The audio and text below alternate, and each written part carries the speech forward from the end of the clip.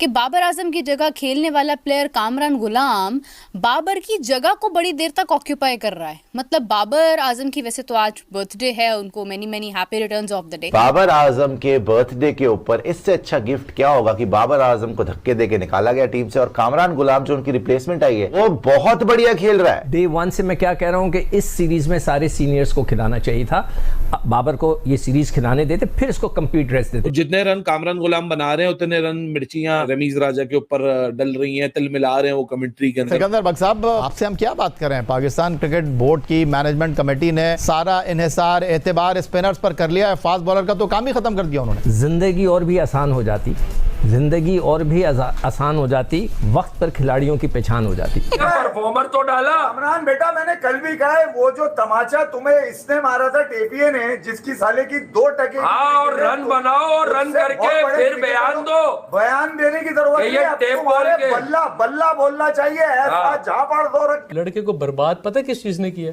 Cover drive. ओ भाई, आजकल के लड़के इन लोगों के खिलाफ रन करके 3 साल रैंकिंग में पहले नंबर पे आ जाए, मैं मान जाऊंगा। पाकिस्तान को बहुत मेहनत की जरूरत है, मिरेकल की जरूरत है, और ये मिरेकल तभी होगा जब ये इकट्ठे होंगे और इस सिचुएशन को एड्रेस करेंगे। जब आप बीसीसीआई या इंडियन क्रिकेट की बात कर रहे हैं, क्या हार्दिक पांड्या सूर्य कुमार यादव के अंडर नहीं खेल रहा? बिन पानी जिस तरह मछली तड़पती है ना, रमीज राजा वैसी तड़प रहे हैं सुबह से। विक्रांत को सुन रहा था, विक्रांत गुप्ता को 4-5 ने लड़के साथ बैठाए हुए थे और वो कह रहा था कि पाकिस्तान की क्रिकेट ने अपनी मौकरी खुद बनाई है। और वो ये कह, यहाँ तक उसने कहा कि शाह साहब बड़ी इंटरेस्टिंग बात, कहते हैं पाकिस्तान से इंडिया पाकिस्तान से 9 टेस्ट पीछे है। 3 टेस्ट मैचेस हम उनसे ज्यादा जीते हैं और 17 वनडे से भी ज्यादा जीते हैं। कहते हैं मैं तो अपनी गवर्नमेंट को सजेस्ट करता हूं कि अभी खोलें बायलैटरल सीरीज ताकि हम उनके सारे साथ बराबर कर दें। इंडिया को तो कोई नहीं मार रहा। हाँ तो फिर जहाँ मुकाबला है वहाँ ठंडे, तो यहाँ कम, यहाँ इनकी जबानें चल रही है गजबर की। तो भैया पाकिस्तानी काफी खुशियां मना रहे हैं कि अच्छा हुआ हमने बाबर आजम की जगह कामरान गुलाम को लाया।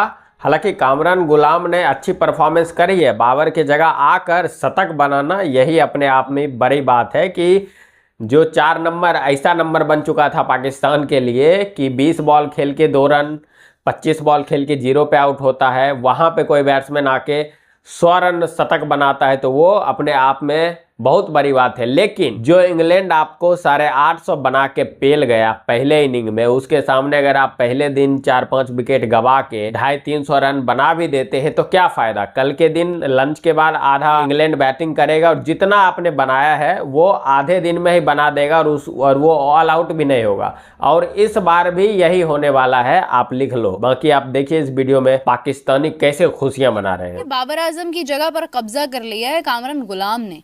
यानी कि बाबर तो इतनी देर लेते ही नहीं है ना, मतलब वो तो टाइम जाया किए बगैर बस 3-4 रन बनाए, 6 रन बनाए, 15 रन बना लिए, भाई इतना ज़्यादा हो गया तो आउट हो जाते हैं उसके बाद। लेकिन हैरान करने वाली बात यह कि कामरान गुलाम उनकी जगह पर काफ़ी देर से मौजूद है। मतलब वो एक अलग चीज़ ज़रूर है कि अगर हम कहें कामरान गुलाम तो काफ़ी देर हो गई है यार, वो नंबर 4 पर बैटिंग करने वाला जो टेस्ट में प्लेयर है वो तो जल्दी से चला जाता है ना, तो वो कैसे इतना टाइम ले गया आज? यानी साउथ शकील भी जो है ना, उनको काफ़ी वक्त उनका गुजर गया होगा, वरना वो तो जल्दी से आ जाते हैं। लेकिन खैर अच्छी बात यह है कि साइम भी चल गए आज, कहीं ना कहीं कुछ रन्स तो बना ही गए हैं, फिर उसके बाद वो आउट हो गए। उन्होंने कहा अब मेरी बस हो गई है, इससे ज़्यादा बैटिंग मैं नहीं करूँगा, और वो आउट हो गए। उसके बाद अब कामरान गुलाम, और अगर हम देखते हैं तो पीछे हमारे पास जो है वो मोहम्मद रिजवान भी हैं। डे वन से मैं क्या कह रहा हूँ कि इस सीरीज़ में सारे सीनियर्स को खिलाना चाहिए था। बाबर को ये सीरीज़ खिलाने देते, फिर इसको कंप्लीट रेस्ट देते। अब बाबर को मैं ये मशवरा अपनी तरफ से दे सकता हूँ कि भाईजान 20 तारीख से सुना कायद आज़म ट्रॉफी शुरू हुई, कम से कम 3 से 4 मैच खेलें, अपनी फॉर्म लाएं, फिर जाएं खेलने के लिए पाकिस्तान से।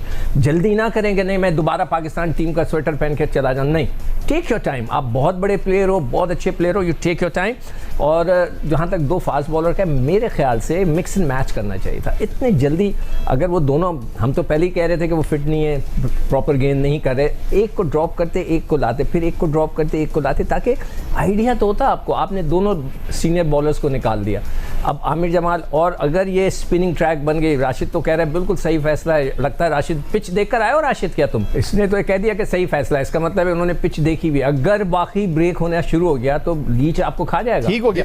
अगर क्रिकेट बोर्ड को अपना हाउस इन ऑर्डर करना है तो फ़खर जमान की भी सरजनिश होनी चाहिए, और पीसीबी के एक अफसर उस्मान वाला जिस तरह उलझ रहे हैं वहाब रियाज से, उनकी लेकिन तो उनका राइट बनता है भट्टी साहब, अगर कोई बात कर रहा है और वो क्रिकेट बोर्ड के अंदर मौजूद है, उन्होंने तो नहीं, लेकिन सोशल मीडिया पे या आपका बनता नहीं है ना, आप वैसे उसको जवाब दे दें। लेकिन देखें, थोड़ी सी इशारों किनायों में हसन अली ने भी ये बात की है, लेकिन बात वही है जो सिक्कू भाई कह रहे हैं कि बड़े बड़े क्रिकेटर्स पाकिस्तान की हिस्ट्री में आए चले गए, लेकिन अब $1 मिलियन क्वेश्चन है जो अभी तक हुआ नहीं कि हमने स्पिनर्स तो डाल दिए, तो क्या पीसीबी वो पिच बना सका है जो कप्तान मांग रहे हैं या कोचेस मांग रहे हैं? ये तो पिछले साल तक खेलते हुए आ रहे थे, तो क्या वजूहत बनी कि बाहर हो गए? होम सीरीज पे हम हारे ऑस्ट्रेलिया से, न्यूजीलैंड से, साउथ अफ्रीका से अच्छी सीरीज, तो ये खेलते हुए प्लेयर बाहर कैसे हो गए थे? तो बहुत सारे सवाल हैं, लेकिन कभी कभार बहुत अच्छा होता है चेंज, लेकिन इसको मुस्तकिल बुनियाद पे ना कर दें कि यही टीम है हमारी। ये वक्ती ज़रूरत ज़रूर है, लेकिन परमानेंट सोल्यूशन है नहीं है। लेकिन इससे फर्क पड़ेगा इस टेस्ट में। मैं तो काफ़ी उम्मीद ठीक है। सिक्कू भाई की बात ठीक है, लीच बहुत डेंजरस बॉलर है क्योंकि एक्सपीरियंस है और वो जगह नहीं छोड़ता अपनी।